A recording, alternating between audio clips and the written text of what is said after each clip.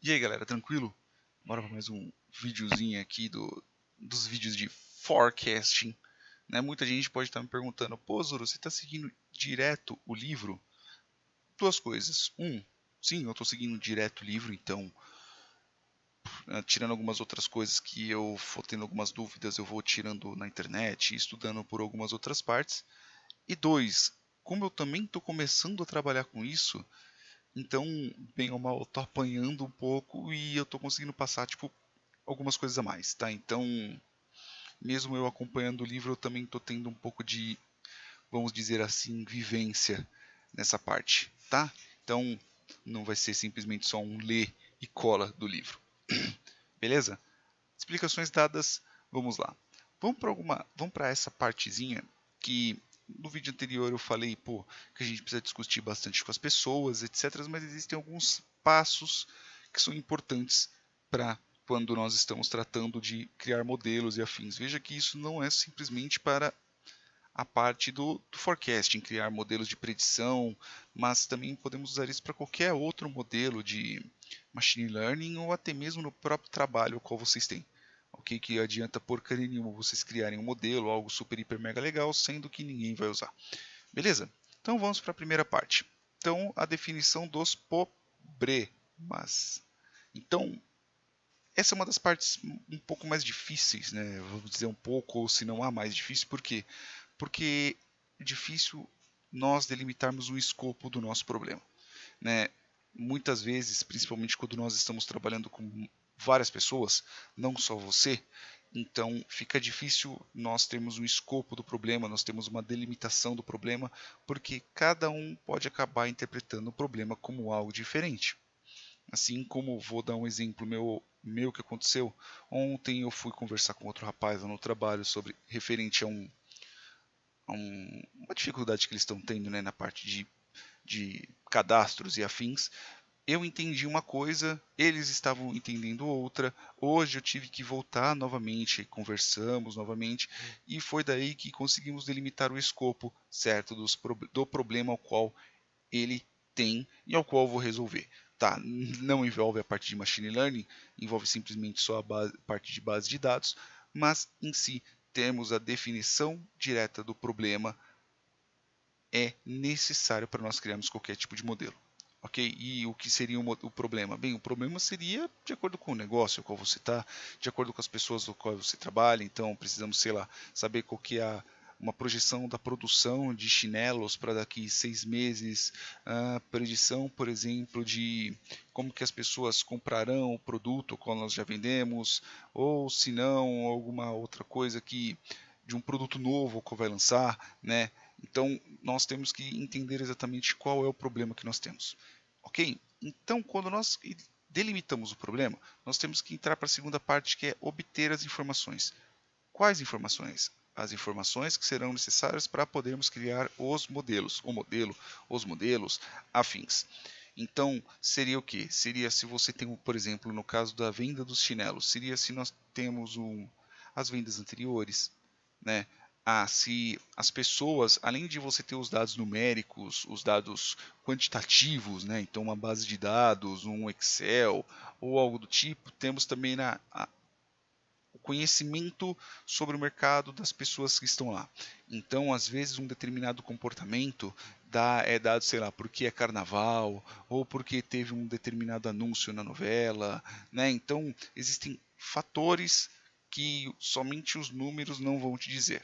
Né? Então, você tem que, além da parte de obter informações, não são só os números, mas sim também o conhecimento das pessoas aos quais vão usar o modelo ou que estão envolvidas no problema. Não são elas que estão no problema, mas sim as que querem que o problema seja resolvido.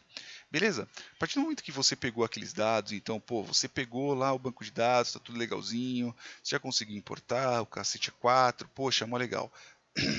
Agora que você entra na análise exploratória de dados. Então, o que seria uma análise exploratória? Então, pô, tirar uma média, um desvio padrão, saber qual é a variância dos dados, criar um gráfico, por exemplo, de barra, ver distribuição, ver variância, sabe essas coisinhas bem simples. E o que essa parte é importante? Essa parte é importante porque a partir do momento que você vê os dados dentro de gráficos, né? Seja ele simplesmente só um gráfico temporal ou um gráfico de autocorrelação, sendo que essas coisas eu vou passar nos vídeos futuros, tá? E vou explicar inclusive sobre eles.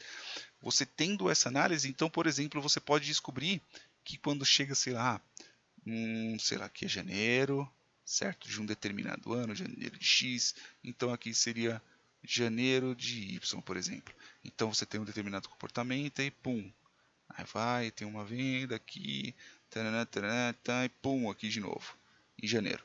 Né? Então você poderia achar uma sazonalidade, né? Então, putz, a gente vê aqui que realmente em janeiro você tem um pico de, sei lá, de 200% nisso, sendo isso consumo de eletricidade, sendo isso venda. Veja que a partir do momento que você faz a análise, você vai conseguir ter aquela parte visual sobre o que você está trabalhando. Isso também é muito importante. Por quê? Porque a partir do momento que você sabe quais são os comportamentos que vocês têm, que vocês, pessoas, né, veem naqueles determinados dados, vocês vão conseguir fazer o quê? Vocês vão conseguir escolher um modelo para isso. Por quê? Porque um modelo sazonal, por exemplo, então um modelo que simplesmente pega o comportamento anterior e joga, principalmente para dados extremamente sazonais, né? Então, eles são sazonais, eles sempre têm o mesmo comportamento praticamente. Então, dependendo, você criar um modelo sazonal seria bom. Putz, mas você tem, sei lá, um modelo um pouco menos preditivo, que é algo, por exemplo, é que a palavra às vezes fala na cabeça, tá? As ações da Google, por exemplo, as ações do Facebook, que não tem um comportamento muito fixo e que existem muitos outros fatores que influenciam nisso, né? Então, a partir do momento que você sabe com quais dados vocês estão trabalhando, vocês vão poder escolher o determinado modelo para isso. E a partir do momento que você cria um modelo, você tem que usar e avaliar o bendito. Né? Então, o que seria essa avaliação? Saber se, por exemplo, então eu tenho, por exemplo, aqui e aqui.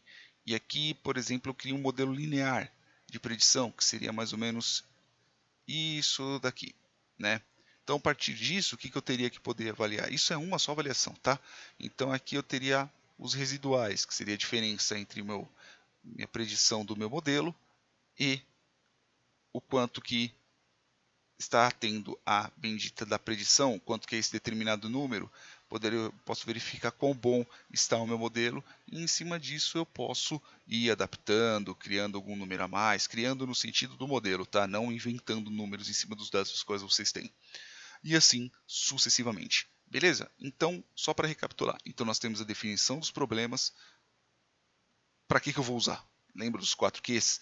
Para que eu vou usar? Obter informações. Então, com quem eu vou obter essas informações? Com as pessoas? Eu vou obter um determinado banco de dados de um comportamento anterior a isso, né? E essa parte aqui você também vai poder avaliar quais são os dados que são importantes, pelo menos para o problema que vocês têm. A análise exploratória de dados. Então, em cima disso, vocês vão saber quais, assim, visualmente falando, vocês vão poder ter noção do que você exclui, do que você usa e afins. A partir do momento que você sabe o que você tem, você vai escolher um modelo para isso, né, entre as dezenas de modelos que vocês têm para poder usar em determinado forecasting e a partir disso, escolhendo o modelo, você começa a avaliar o modelo. Se o modelo está bom, beleza, vamos usar esse. Se o modelo está ruim, descarta o modelo, pega um outro e assim por diante. Beleza, galera? Espero ter deixado bem claro isso. E é isso aí. Beijos e até mais.